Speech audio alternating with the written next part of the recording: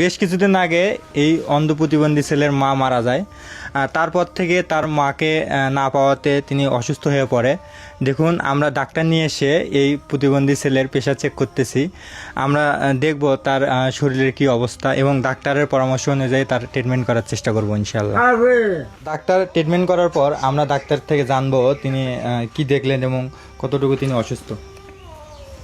ওনার কাশি আছে, প্রেশার স্বাভাবিক আছে, তবে কিছুর মানসিক সমস্যা আছে।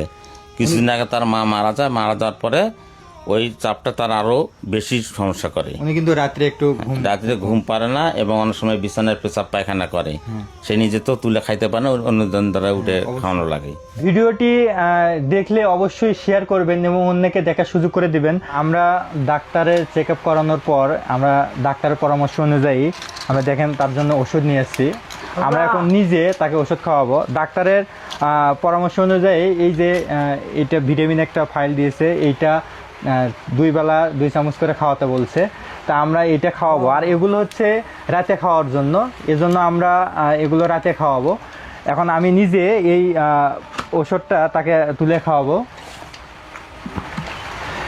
এই অন্ধ প্রতিবন্ধী ছেলেটির মা গত কয়েকদিন আগে মারা যায়। তারপর থেকে এই প্রতিবন্ধী ছেলেটি একা হয়ে যায় এবং তার মায়ের কথা মনে করতে করতে শারীরিকভাবে তিনি দুর্বল হয়ে যায়, তিনি অসুস্থ হয়ে যায়। এজন্য আমরা ডাক্তার নিয়ে এসে তাকে ট্রিটমেন্ট করানোর পর ডাক্তার পরামর্শ অনুযায়ী আমরা তার ওষুধ নিয়ে আসি এবং তাকে নিজে আমরা সেই ওষুধটা খাওয়াবো।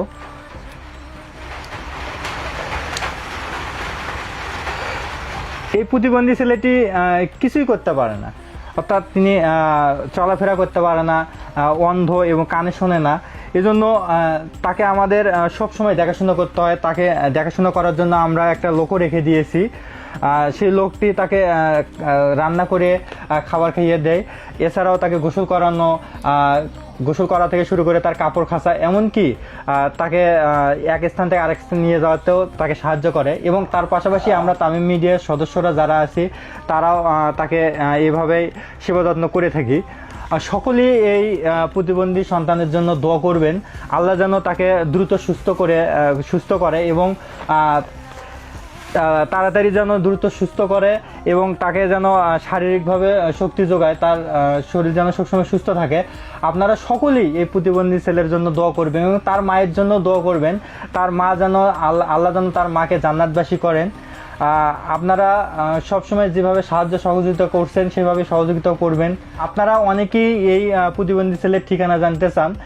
এইটা গাইবান্ধা জেলার পলাশবাড়ি থানার 1 নং কিশোরগাড়ি ইউনিয়নের কাশিয়াবাড়ি গ্রাম।